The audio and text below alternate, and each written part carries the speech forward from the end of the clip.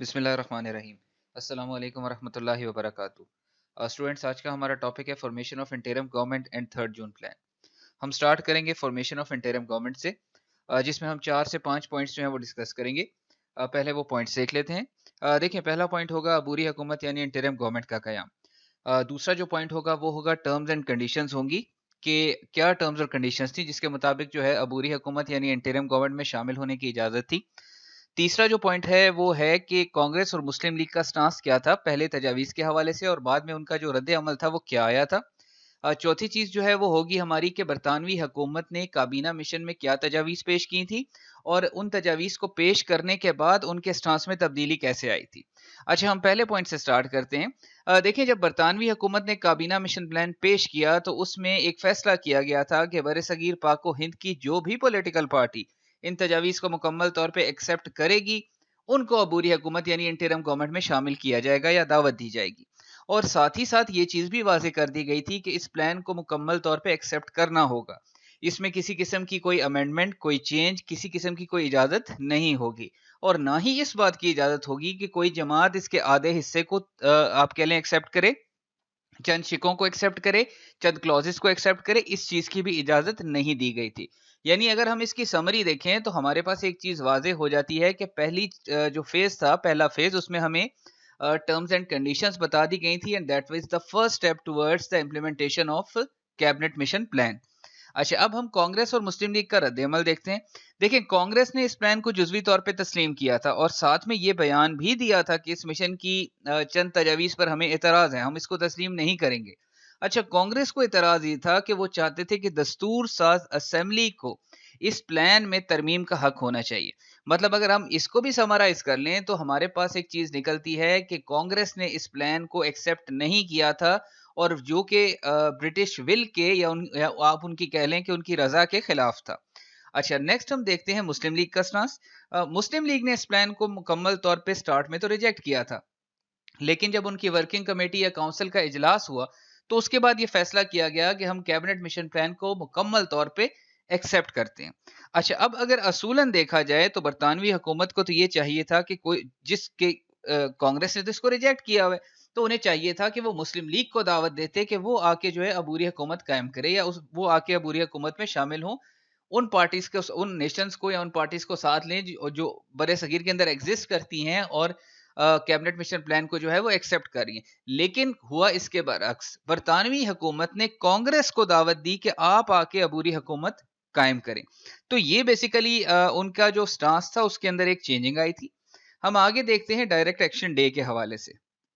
دیکھیں، برطانوی حکومت نے کانگریس کو دعوت دے دی اور یہاں تک کہا، پنڈت نہرو کو کہا کہ آپ حکومت قائم کریں، اور ان کا ایز اے پرائم منسٹر جو ہے، یعنی ایز اے وزیر اعظم جو ہے، ان کا تقرر کیا گیا تھا، اور انہیں کہا گیا تھا کہ آپ اپنی کابینہ جو ہے وہ تشکیل دیں۔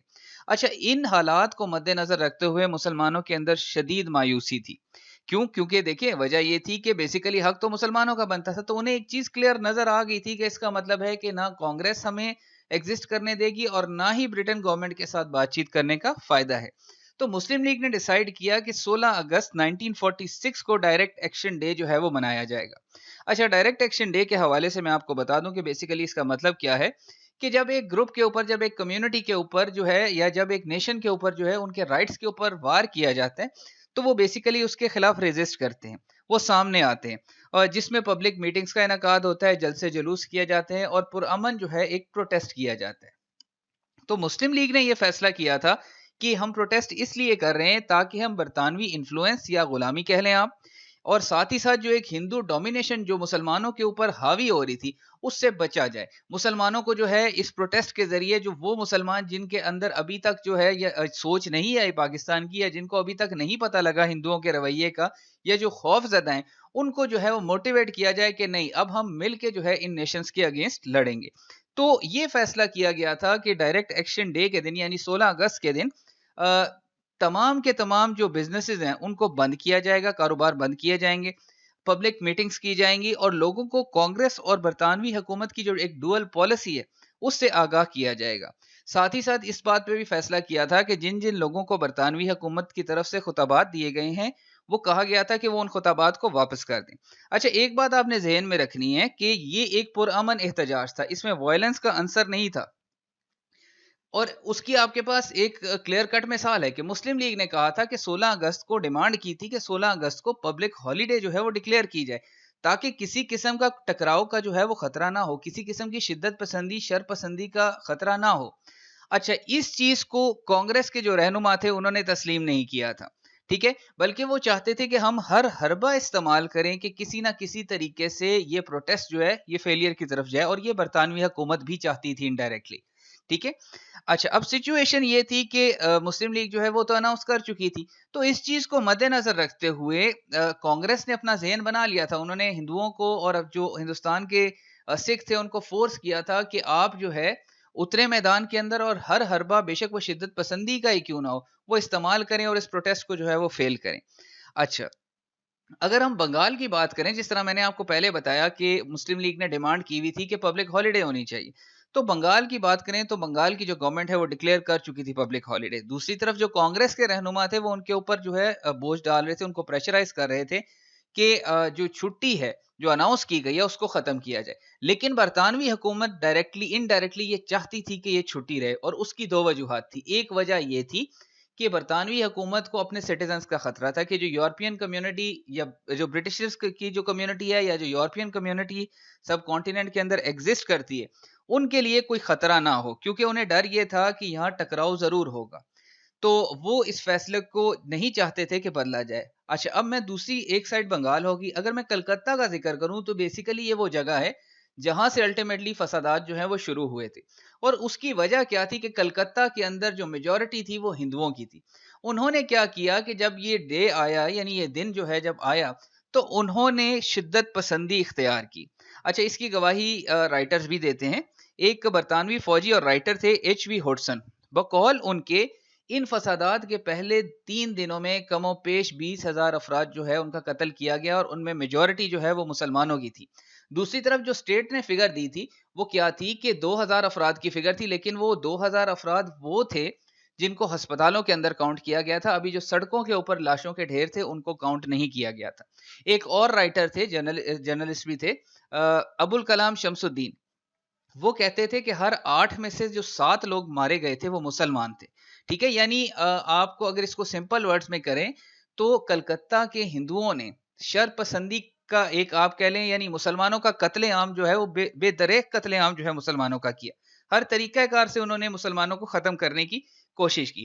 اچھا, حالات یہ بن چکے تھے, لیکن قائد اعظم جو ہے انہوں نے اپنے اعصاب کو قابو میں رکھا اور برطانوی حکومت کو یہ بات واضح کرائی کہ اگر ہندوستان کو ایسے ہی رکھا گیا تو اس کے بعد مسلمانوں کی جو نسل کشی ہے وہ اس طریقہ کار سے کی جائے گی. یعنی وہ کہنا یہ چاہتے تھے کہ ہندوستان کو متحدہ ہندوستان کے طور پہ نہیں چلایا جا سکتا, بلکہ اب ضروری ہو چکا ہے کہ یونائٹڈ انڈیا کو ڈیوائیڈ کیا جائے, ایک حصہ پاکستان بنایا جائے اور ایک حصہ ہندوستان بنایا جائے. اچھا, آگے ہم چلتے ہیں کہ اب ان صورتحال کے بعد برٹشرز کی پالیسی جو ہے وہ چینج کیسے ہوئی. دیکھیں, جب انگریزوں نے یہ حالات دیکھے تو انہوں نے 2 فیصلے کیے. ایک فیصلہ یہ تھا کہ انہوں نے کہا کہ عبوری حکومت میں مسلمانوں کو لازم لایا جائے گا, اور انہوں نے یہ سوچ ڈیولپ کر لی کہ مسلمانوں کے بغیر انٹرم گورنمنٹ نہیں چل سکتی. ایک فیصلہ ان کا یہ تھا. اچھا, دوسرا فیصلہ جو ہے انہوں نے یہ کیا تھا کہ اب ہندوستان جو ہے وہ متحدہ ہندوستان کے طور پہ نہیں چلایا جا سکتا, بلکہ اس کی تقسیم جو ہے وہ ضروری ہے. اچھا, جب یہ صورتحال ڈیولپ ہوئی تو انہوں نے مسلم لیگ کو دعوت دی کہ آپ عبوری حکومت میں شامل ہوں. مسلم لیگ نے یہ دعوت جو ہے قبول کر لی, اور اب اس کی ایک وجہ تھی.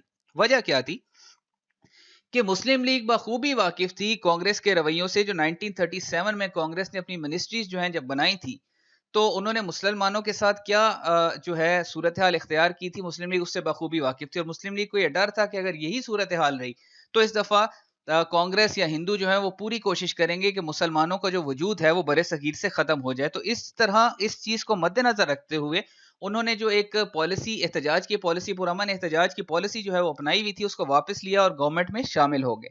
اچھا, اب جب گورنمنٹ میں شامل ہوئے تو اس میں 5 مسلم وزراء, جس طرح پہلے کیبنٹ مشن پلان کی تجاویز بھی تھی کہ 5 مسلم ممبرز جو ہیں وہ الیکٹ کیے جائیں گے, تو 5 مسلم جو وزراء ہیں انہوں نے حلف اٹھایا, جس میں لیاقت علی خان, سردار عبدالرب نشتر, راجہ غضنفر علی خان, آئی چندری گڑھ اور جوگیندر ناتھ منڈل شامل ہیں. یہ بیسیکلی جو آخری میں ہیں وہ ہندو کی اچھوت برادری سے تعلق رکھتے تھے. یعنی ایک چیز واضح ہو گئی کہ بیسیکلی مسلم لیگ وہ جماعت ہے جو تمام برے صغیر کے مائنورٹیز اور میجورٹیز کو جو ہے وہ ریپرزینٹ کر رہی ہے. اچھا اب ایک امپورٹنٹ چیز میں آپ کو اس میں بتا دوں کہ بیسیکلی جو فائنانس کی منسٹری تھی وہ دی گئی تھی لیاقت علی خان کو. یہ ایک بہت امپورٹنٹ فیکٹر تھا. دیکھیں فائنانس کی منسٹری کا بیسیکلی کام کیا ہوتا ہے کہ وہ فائنینشیل میٹرز کو ڈیل کرتی ہے, بجٹ کے حوالے سے جو ہے وہ ڈیلنگ کرتی ہے, کس ڈپارٹمنٹ کو کتنا پیسہ ریلیز کرنا ہے وہ ڈیل کرتی ہے, آڈٹ کا کام کرتی ہے. تو جب لیاقت علی خان کے کنٹرول میں یہ تمام چیزیں چلی گئیں تو بیسیکلی کانگریس لیاقت علی خان کی محتاج ہو گئی. ان کے پاس کوئی حربہ نہیں رہا کہ وہ اپنے جو جاگیردار ہیں یا جو بزنس مین ہے جن کو وہ نوازنا چاہتے تھے, یا جس پیسے کا یا مشینری کا استعمال کر کے وہ مسلمانوں کو جو ہے وہ ختم کرنا چاہتے تھے, تو الٹیمیٹلی بیسیکلی وہ اب مسلمانوں کے ہی محتاج تھے. ٹھیک ہے, تو یہ تھا ہمارا فارمیشن آف انٹرم گورنمنٹ کے حوالے سے. اب ہم نیکسٹ ٹاپک جو ہے وہ سٹارٹ کرتے ہیں. نیکسٹ ٹاپک ہے ہمارا 3 جون پلان. اچھا یہ اس میں بھی ہم پہلے بیک گراؤنڈ دیکھ لیتے ہیں. دیکھیں جب ورلڈ وار 2 ختم ہوئی تو امریکہ جو ہے بیسیکلی وہ پاور گین کر رہا تھا, اور برطانیہ اپنی پاور کو, ٹھیک ہے وہ جنگ جیت گیا لیکن مکمل طور پہ اپنی پاور کو وہ ریٹین نہیں کر سکا تھا. تو اس صورتحال کو مد نظر رکھتے ہوئے امریکہ نے وسیع تر مفادات میں اپنے برطانوی حکومت کے اوپر دباؤ ڈالنا شروع کر دیا کہ وہ ہندوستان کو آزاد کر دے. اچھا دوسری طرف ایک اور فیلئر کیا تھا کہ برطانوی حکومت نے مختلف اوقات میں آئینی اصلاحات یعنی کانسٹیٹیوشنل ریفارمز اور کے حوالے سے کچھ ڈیلیگیشنز بھی بھیجے تھے, کچھ کانفرنسز کا بھی انعقاد ہوا تھا, لیکن وہ تمام کی تمام کانفرنسز جو ہیں وہ فیل ہو گئی. جب یہ صورتحال پیدا ہو گئی تو دسمبر 1946 میں برطانیہ میں گول میز کانفرنس یعنی راؤنڈ ٹیبل کانفرنس کا انعقاد کیا گیا, جس میں برطانوی وزیر اعظم لارڈ اٹیلی, کابینہ مشن کے اراکین, کانگریس کے اراکین, مسلم لیگ کے اراکین, سکھوں کے اراکین, بلدیو سنگھ نے ریپرزنٹیشن دی تھی سکھوں کی طرف سے, اور برے صغیر کے جو وائس رائے تھے اس وقت کے لارڈ ویول, انہوں نے شرکت کی. اچھا اور مقصد کیا تھا کہ بیسیکلی فیصلہ کرنا تھا کہ ہندوستان کے مستقبل کو چلانا کیسے. تو 20 فروری 1947 کو برطانوی وزیر اعظم نے اعلان کیا کہ جون 1948 میں 1948 میں برے صغیر میں برطانوی جو ایک رول ہے وہ ختم ہو جائے گا اور اقتدار جو ہے وہ برے صغیر کے لوگوں کو منتقل کر دیا جائے گا. اچھا برطانوی وزیر اعظم لارڈ اٹیلی نے یہ بات واضح کر دی تھی کہ اقتدار جو ہے وہ کیبنٹ مشن پلان کی تجاویز کے تحت جو ہے وہ منتقل کیا جائے گا. اور ایک اہم فیصلہ یہ کیا گیا تھا کہ لارڈ ماؤنٹ بیٹن کو برے صغیر کا وائس رائے جو ہے وہ مقرر کیا گیا تھا. اچھا یہ میں آپ کو بتا دوں کہ جس طرح میں نے آپ کو پہلے بھی بتایا کہ مختلف اوقات میں مختلف ڈیلیگیشنز آئے لیکن وہ فیل رہے, تو یہ جو لاسٹ کچھ آپ کہہ لیں ناکامیاں تھیں وہ جاتی تھیں لارڈ ویول کے سر. تو لارڈ ماؤنٹ بیٹن کو بھیجنے کا مقصد کیا تھا, انہوں نے 1857 کی جنگ میں بھی وہ برے صغیر میں تھے, ان کو بیسیکلی بھیجنے کا مقصد کیا تھا کہ وہ یہ چاہتے تھے کہ کسی نہ کسی طریقے سے متحدہ ہندوستان جو ہے اس کو متحدہ ہی رکھا جائے, پاور بے شک ٹرانسفر کر دی جائے لیکن جو سٹیٹس ہیں وہ ڈیولپ نہ ہو, وہ متحدہ ہندوستان کو ہم پاور جو ہے وہ آپ کہہ لیں کہ دے دیں, نہ پاکستان بنے نہ ہندوستان بنے, صرف انڈیا رہے, اور ان کو پاور دینا مقصود تھا. اچھا اب آگے ہم چلتے ہیں. جب یہ تمام چیزیں ہو رہی تھیں تو لارڈ ماؤنٹ بیٹن جو ہے وہ مارچ کے مہینے میں برے صغیر پہنچے اور انہوں نے اپنے عہدے کا حلف اٹھایا. اچھا جیسے ہی وہ برے صغیر پہنچے انہوں نے کانگریس کے جو لیڈرز تھے ان سے ملاقات کی اور قائد اعظم کو اس سے باخبر رکھا. شملہ میں پنڈت نہرو کے ساتھ ان کی ایک بہت بڑی میٹنگ ہوئی تھی, کافی لمبی, جس کے مطابق مسلم لیگ کے رہنما اور خاص کر قائد اعظم کو جو ہے وہ آگاہ نہیں کیا گیا تھا. 1 مہینے تک قائد اعظم کے ساتھ اسی طرح وہ کرتے رہے. 1 مہینے بعد انہوں نے قائد اعظم سے ملاقات کی. اچھا یہ بات میں آپ کو بتا دوں کہ یہ قائد اعظم کو جو ہے وہ آگاہ نہیں کیا گیا تھا. اس کی وجہ یہ تھی کہ جس طرح میں نے آپ کو بتایا کہ ٹرانسفر آف پاور ایسے کرنی تھی کہ یونائٹڈ انڈیا ہو اور اگر پاکستان بن بھی جائے تو اس کی ٹیریٹری کو چھوٹا رکھا جائے, تو اس وجہ سے وہ قائد اعظم کو بیچ میں نہیں لا رہے تھے. لیکن جب وہ قائد اعظم سے ان کی میٹنگ ہوئی تو قائد اعظم نے ایک چیز کو واضح کر دیا تھا, اور وہ کیا تھی, انہوں نے کہا تھا کہ برے صغیر کے اندر جو نیشنز ہیں اب ان کی ایگزسٹنس ایک ہی چیز پہ ڈیپینڈ کرتی ہے اور وہ ہے تقسیم ہندوستان یا قیام پاکستان. ٹھیک ہے, یعنی انڈائریکٹلی تقسیم ہندوستان کو میں قیام پاکستان کا نام دے رہا ہوں. ٹھیک ہے, تو یہ جب تمام چیزیں ہو گئیں تو جو برطانوی حکومت تھی وہ بھی اس چیز کے اوپر مجبور ہو گئی کہ اب ہمیں دیکھنا پڑے گا, کیونکہ ایک خانہ جنگی تھی, سول وار جو ہے وہ سٹارٹ ہو چکی تھی. تو لارڈ ماؤنٹ بیٹن نے ملاقات کی بار بار اور لیڈروں سے بھی, وہ مختلف لیڈران سے ملے. جب انہوں نے اپنا ہوم ورک کمپلیٹ کر لیا, ایک پلان جو ہے مرتب کر لیا, تو وہ پلان لے کے وہ لندن روانہ ہوئے. अच्छा, जब वो प्लान लेके वो लंदन रवाना हुए तो उस प्लान को उन्होंने बरतानवी वजीर आजम के सामने पेश किया। जो बरतानवी काबीना है 10 दिन तक उस प्लान को जो है उसका मुख्तलिफ पहलुओं से जो है वो जायजा लिया गया और अल्टीमेटली उस प्लान को मुकम्मल तौर पे फाइनलाइज करके वापस लॉर्ड माउंटबेटन को दिया गया और लॉर्ड माउंटबेटन जो है वो प्लान लेके वापस बरे सगीर आ गए। और फिर एक तारीख साज मीटिंग हुई जिसमें कांग्रेस के रहनुमा भी मौजूद थे, मुस्लिम लीग के रहनुमा भी मौजूद थे, सिखों के रहनुमा भी मौजूद थे और जो कम्युनिटीज थी उनके रहनुमा मौजूद थे और उनके सामने लॉर्ड माउंटबेटन ने ये अपना प्लान जो है वो पेश किया। कांग्रेस और मुस्लिम लीग ने अगले ही दिन उस प्लान को मंजूर कर लिया। अच्छा, आगे मैं हम इसके प्लान की जो फीचर्स हैं उनके हवाले से बात कर लेते हैं। देखिए, बरतानवी हुकूमत ने बरे सगीर को तकसीम करने का फैसला कर लिया था और कहा था कि हिंदुस्तान को 2 डोमिनियन स्टेट्स में तकसीम कर दिया जाएगा, एक होगी पाकिस्तान और दूसरी होगी हिंदुस्तान। यानी इक्तदार जो है वो अब एक को नहीं, यूनाइटेड इंडिया को नहीं, बल्कि पाकिस्तान और इंडिया में तकसीम कर दिया जाएगा। साथ ही साथ उन्होंने एक और बात जो है वो वाजे कर दी थी कि हिंदुस्तान में हम अपना कोई आइन या दस्तूर जो है वो नाफिज नहीं करेंगे, बल्कि गवर्नमेंट ऑफ इंडिया जो है, यूनियन ऑफ इंडिया जो है, उसकी जो दस्तूर साज असेंबली है यानी जो कॉन्स्टिट्यूएंट असेंबली है वो अपना आइन खुद बनाएगी। अच्छा, ये बात भी कहा गया था कि अगर यूनिट्स, वो जो यूनाइटेड इंडिया की जो कॉन्स्टिट्यूएंट असेंबली आइन बनाएगी, अगर वो यूनिट्स उस आइन को तस्लीम नहीं करना चाहते तो उनको उस बात का हक है कि वो बेशक उस आइन को तस्लीम ना करें और अपना अलग आइन जो है वो मुरतब करें। लेकिन जब तक वो उस आइन को तस्लीम नहीं करते तो वो अपनी यूनिट को या टेरिटरी को गवर्नमेंट ऑफ इंडिया एक्ट 1935 के तहत जो है अपने सिस्टम को रन करेंगे।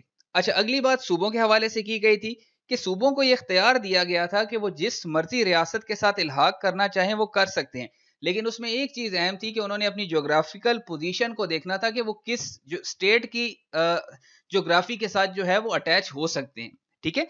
अच्छा, अब जो सूबे पाकिस्तान को दिए गए थे उसमें मतलब जिस तरह प्लान के तहत सूबे जो पाकिस्तान को दिए गए थे उसमें ईस्ट बंगाल, वेस्ट पंजाब, सिंध और बलूचिस्तान के सूबे जो थे वो पाकिस्तान की रियासत में शामिल कर दिए गए थे। अच्छा, बंगाल जो है उसको डिवाइड क्यों किया गया था? बंगाल को इसलिए डिवाइड किया गया था क्योंकि बंगाल एक बहुत बड़ा सूबा था और उसमें बेसिकली जिस तरह मैंने आपको बताया कि पाकिस्तान की जो डिवीजन थी वो ठीक है, उनको मजबूरी बन गई थी माना, लेकिन वो पूरी कोशिश कर रहे थे कि पाकिस्तान की जो टेरिटरी है उसको किसी ना किसी तरीके से छोटा किया जाए, ठीक है, और ज्यादा का ज्यादा हिस्सा जो है वो हिंदुस्तान को दिया जाए। तो इस हवाले से उन्होंने बंगाल को भी डिवाइड कर दिया था। दूसरी जानिब जो NWFP है यानी हमारा आज का जो KPK है, उसमें फैसला किया गया था कि रेफरेंडम कराया जाएगा, लोगों की राय ली जाएगी कि वो किस स्टेट के साथ जो है वो इल्हाक करना चाहते हैं। NWFP में भी यही होना था और सिलहट में भी यही होना था। ठीक है। अच्छा, या फिर ये कहा गया था कि अगर वो नहीं ज्वाइन करना चाहते तो उनको इजाजत है, वो आजाद रियासत के तौर पे जो है वो एग्जिस्ट कर सकते हैं। अच्छा, शाही रियासतों यानी प्रिंसली स्टेट के हवाले से भी एक बात की गई थी और वो ये कहा गया था कि 15 अगस्त 1947 को जो शाही रियासतें होंगी उनके ऊपर से बरतानवी इक्तदार जो है वो खत्म हो जाएगा और शाही रियासतों के ऊपर डिपेंड करेगा कि वो किस स्टेट के साथ जाना चाहती है, या वो अलग रियासत के तौर पे भी अगर एग्जिस्ट करना चाहते हैं तो उनको इस बात का हक है कि वो अलग रियासत के तौर पे भी एग्जिस्ट कर लें। ठीक है। लेकिन एक चीज मैं आपको बता दूं कि ज्यादातर जो शाही रियासतें थी उन्होंने हिंदुस्तान के साथ अपने आप को ज्वाइन कर लिया था। कुछ रियासतों को जो इंडियन गवर्नमेंट थी उन्होंने फोर्सफुली भी अपने साथ जोड़ा और जो बाकी रियासतें थी उसमें से चंद रियासतें जो हैं वो पाकिस्तान के साथ ज्वाइन हो चुकी थी। तो ये बेटा हमारा था 3 जून प्लान। मुझे उम्मीद है आपको समझ आई होगी। अस्सलामु अलैकुम वरहमतुल्लाहि वबरकातुहू।